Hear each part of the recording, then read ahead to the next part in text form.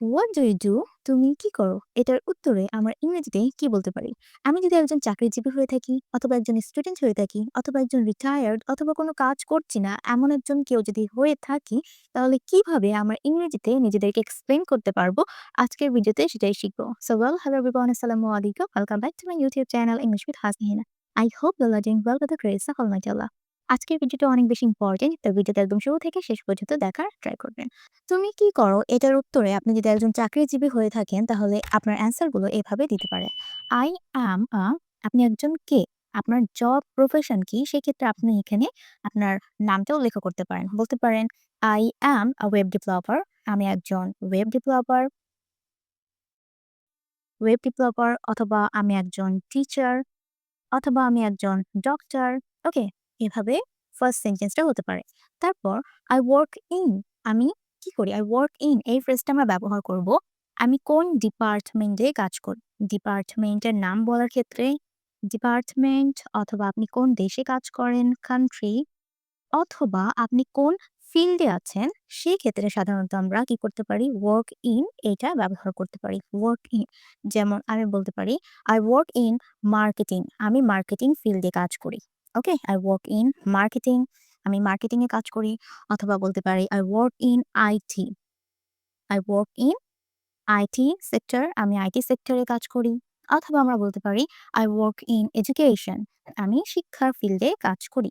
যদি আপনি কান্ট্রি বুঝান যে, "I work in বাংলাদেশ" আমি বাংলাদেশে কাজ করি। "I work in Japan" আমি জাপানে কাজ করি। সেক্ষেত্রেও work in বলা যাবে। তারপর I work at এটা আমরা কখন বলবো? I work at সাধারণত যখন আমরা প্লেস এর নাম বলবো, প্লেস অথবা লোকেশন, এক্সাক্ট ফিজিক্যাল লোকেশন যখন আমরা বুঝাবো, তখন সাধারণত আমরা I work at ব্যবহার করতে পারি। যেমন I work at a hospital আমি হসপিটালে কাজ করি। ওকে? I work at a hospital আমি হসপিটালে কাজ করি। অথবা বলতে পারি যে I work at the head office আমি হেড অফিসে কাজ করি। ওকে, ওয়ার্ক ফর হচ্ছে গিয়ে আপনার কোম্পানি নেম। আপনি কোন কোম্পানির জন্য কাজ করছেন, কোন অর্গানাইজেশনের জন্য আপনি কাজ করছেন, কে আপনাকে পে করছে, টাকা পে করছে, সেক্ষেত্রে আমরা ওয়ার্ক ফর এটা ব্যবহার করি। আই ওয়ার্ক ফর আমি কিসের জন্য কাজ করি? ধরুন আপনি গুগলের জন্য কাজ করেন, দেন আপনি বলতে পারেন আই ওয়ার্ক ফর গুগল আমি গুগলের জন্য কাজ করি। অথবা I work for ABC company. Okay, আমি এবিসি কোম্পানির জন্য কাজ করি। তাহলে কোম্পানি নেমের ক্ষেত্রে আমরা ওয়ার্ক ফর বলতে পারি। তারপর হচ্ছে আই ওয়ার্ক অ্যাজ আমি কোন পজিশনে কাজ করছি। ওয়ার্ক অ্যাজ সাধারণত পজিশন অথবা আপনার রোল ডিসক্রাইব করে আপনি কোন রোল, কোন অবস্থা, কোন পজিশনে কাজ করছেন। সেক্ষেত্রে আমরা বলতে পারি I work as a teacher আমি একজন টিচার হিসেবে কাজ করি।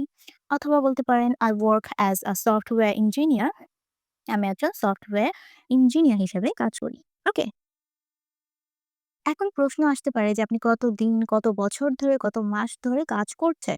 সেক্ষেত্রে আমরা এই স্ট্রাকচারটা ফলো করতে পারি। I have been working there for I have been working there for or since.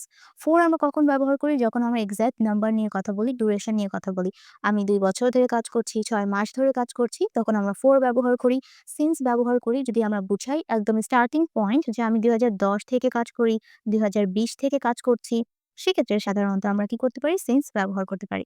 I have been working এটা হচ্ছে প্রেজেন্ট পারফেক্ট কন্টিনিউয়াস টেন্স। অতীতে কোনো কাজ শুরু হয়েছিল এবং বর্তমানে সে কাজটা চলমান আছে। I have been কে আমরা শর্টে বলতে পারি I've been. I've been working there for হতে পারে সেটা 3 ইয়ার্স। আমি ৩ বছর ধরে কাজ করি। I have been working there for 3 years. অথবা বলতে পারি I have been working there since 2020 আমি ২০২০ সাল থেকে সেখানে কাজ করছি। এখন আপনার কাজের ধরন কি? অনেকগুলো প্যাটার্ন হতে পারে। যেমন I work full time আপনি ফুল টাইম কাজ করছেন, সকালে যাচ্ছেন, রাত্রে একদম আসছেন। সেক্ষেত্রে full time. I work part time ৫-৬ ঘন্টা আপনি কাজ করছেন। Then I work weekends সপ্তাহে যারা কাজ করে তাদের এভাবে বলতে পারে তারা I work weekends তারপর নাইট যারা রাত্রে কাজ করে। I work nights অথবা যারা শিফট কাজ করে হতে পারে তারা সকালেও কাজ করে মাঝে মাঝে, আবার মাঝে মাঝে বিকালেও কাজ করে, রাত্রে কাজ করে। এভাবে শিফট অনুযায়ী যখন তাদের কাজের ধরন চেঞ্জ হয় সেক্ষেত্রে তারা বলতে পারে I work shift work. ওকে? আচ্ছা, এখন তুমি কি করো? এর অর্থে যদি আপনি কোনো কিছু করছেন না বর্তমানে, সেক্ষেত্রে আমরা কিভাবে এক্সপ্লেইন করতে পারি? আমরা বলতে পারি I am currently between jobs. I am currently between jobs এটার মানে হচ্ছে বর্তমানে আমি নিজ ইচ্ছায় কোনো কাজ করছি না, বাট ফিউচারে আমি কোনো কাজ করব। Okay, I am currently between jobs. I am looking for work. I am looking for work মানে হচ্ছে আমি কাজ খুঁজছি, আমি কাজ করতে চাই, আমি আগ্রহী। দেন আরেকটা এভাবে আমরা এগুলো স্ট্রাকচারে ব্যবহার করতে পারি। I am not working or studying at the moment. At the moment মানে হচ্ছে এই মুহূর্তে আমি কোনো কাজ করছি না। আপনি কোনো কাজ করছেন না, আপনি খুঁজছেনও না, আপনি আপনি করতে চাচ্ছেনও না। এটা মিন করবে। দেন যদি আপনি বাসায় থাকেন সেক্ষেত্রে বলতে পারেন I am a stay at home. I am a stay at home মানে হচ্ছে শুধু স্টে এট হোম বলা বলা যাবে না। এটার সাথে আমাদেরকে আপনি আপনি কে? আপনি যদি একজন মা হয়ে থাকেন দেন মম, ড্যাড হয়ে থাকলে ড্যাড, আপনি যদি একজন ওয়াইফ হয়ে থাকে তাহলে ওয়াইফ অথবা আপনি একজন প্যারেন্ট সেক্ষেত্রে বলতে পারেন I am a stay at home mom, I am a stay at home dad. একটা নাউন অবশ্যই এখানে দিতে হবে। এটার অর্থ কি? এটার অর্থ হচ্ছে যে আপনি বাসায় থাকেন এবং বাসার রেসপনসিবিলিটি গুলো আপনি দেখেন। বাসার সমস্ত হাউস হোল্ড ওয়ার্ক গুলো যে আছে, আপনি আপনার বাচ্চার টেক কেয়ার করছেন, আপনি আপনার ঘরের টেক কেয়ার করছেন, সেক্ষেত্রে এভাবে বলা যেতে পারে, "I am a stay at home mom" or "I am a stay at home wife."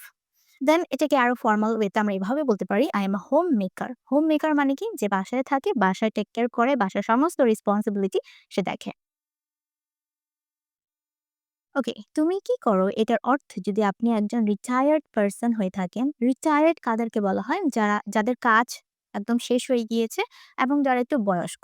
আমরা বলতে পারি আই এম রিটায়ার্ড, আমি একজন রিটায়ার্ড পারসন বা অবসরপ্রাপ্ত একজন ব্যক্তি। আই রিটায়ার্ড ফ্রম এখানে আমরা কি বলবো? ফ্রম এখানে আমরা অর্গানাইজেশন অথবা কোম্পানি বলতে পারি।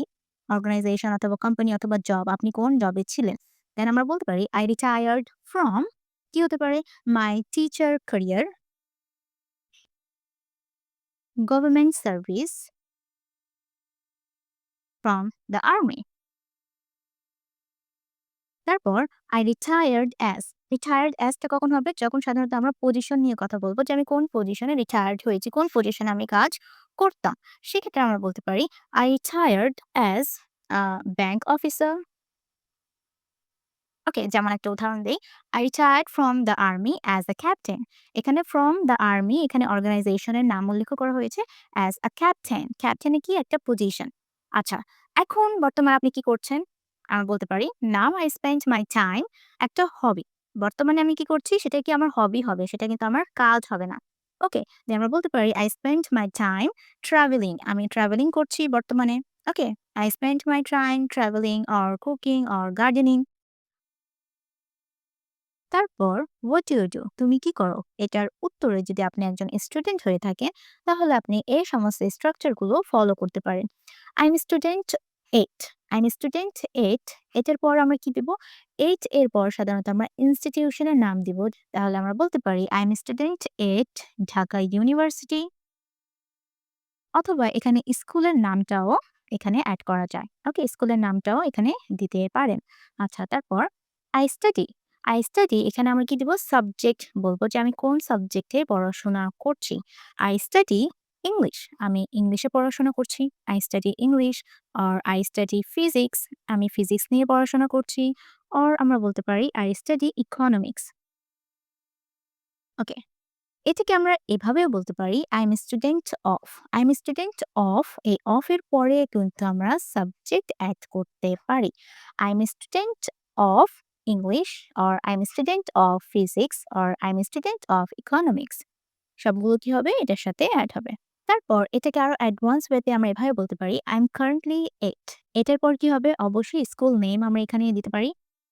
Okay, school name or institution, আপনি কোন ইনস্টিটিউশনে বর্তমানে পড়াশোনা করছেন। I am currently at DU or Dhaka university, or I am currently at a private college or private university. And then I am majoring in, এটা কি হবে? সাবজেক্ট। তাই আমরা বলতে পারি I am majoring in English, আমি ইংলিশে পড়াশোনা করছি। অথবা বলতে পারেন যে আমি কম্পিউটার সায়েন্সে পড়াশোনা করছি। আই এম এনরোলড ইন, এটার মানে কি? এটার মানে হচ্ছে আপনি কোন ডিগ্রি বা কোন কোর্স করছেন, কোন ডিগ্রি, কোন প্রোগ্রাম, কোন কোর্সগুলো করছেন, সেক্ষেত্রে আমরা আই এম এনরোলড ইন এটা ব্যবহার করতে পারি। ধরুন আপনি ব্যাচেলরে পড়াশোনা করছেন অথবা মাস্টার্সে পড়াশোনা করছেন, এগুলো কি একটা ডিগ্রি বা কোর্স না? সেক্ষেত্রে আমরা এখানে এগুলোর নামটা উল্লেখ করতে পারি। Bachelors degree, bachelors program, I am enrolled in a masters program. অথবা আমরা কিন্তু এখানে ডিপার্টমেন্টের নামটাও উল্লেখ করতে পারি। ডিপার্টমেন্টের নাম। এখানে কিন্তু আমরা সাবজেক্টের নাম উল্লেখ করব না। আমরা ডিপার্টমেন্টের নামটা উল্লেখ করব যে আমি কোন ডিপার্টমেন্টে পড়াশোনা করছি। এটা সাধারণত ইউনিভার্সিটি স্টুডেন্টের জন্য বেশি important. I'm enrolled in the English department. আমি ইংলিশ ডিপার্টমেন্টে পড়াশোনা করছি। ওকে? অথবা আমরা এভাবে বলতে পারি I'm enrolled in the Department of Science. ওকে। তারপর আপনি আপনার পড়াশোনার কোন স্টেজে আছেন, কোন বছরে আছেন সেক্ষেত্রে বলতে পারেন I'm in my blank year. যদি আপনি ফার্স্ট ইয়ারে হন তাহলে ফার্স্ট ইয়ার, সেকেন্ড ইয়ার হলে সেকেন্ড ইয়ার অথবা যদি আপনি আপনার ফাইনাল ইয়ারে আছেন সেক্ষেত্রে বলতে পারেন I'm in my final year. আচ্ছা, যদি আপনি পাস্ট স্টুডেন্ট হয়ে থাকেন, অতীতে একজন স্টুডেন্ট ছিলেন বাট বর্তমানে আপনি আর স্টুডেন্ট না, সেক্ষেত্রে আমরা এভাবে বলতে পারি I studied, দেন এখানে সাবজেক্ট হবে। আমরা বলতে পারি I studied English. আমি ইংলিশে পড়াশোনা করেছি। I studied English at, দেন এখানে স্কুলের নাম হতে পারে। বলতে পারেন ঢাকা ইউনিভার্সিটি আর হতে পারে প্রাইভেট ইউনিভার্সিটি। আচ্ছা, তারপর আমরা এভাবে বলতে পারি I graduated from, এখানে কি হবে? স্কুলের নাম হবে অ্যান্ড দেন ইন ইয়ার। তাহলে আমরা বলতে পারি I graduated from Dhaka University in 2024. What do you do? তুমি কি করো? এটার উত্তরে আপনারা কিভাবে নিজেদেরকে এক্সপ্লেইন করবেন আমাকে কমেন্ট করে জানান। সবাই ভালো থাকবেন। আল্লাহ হাফেজ।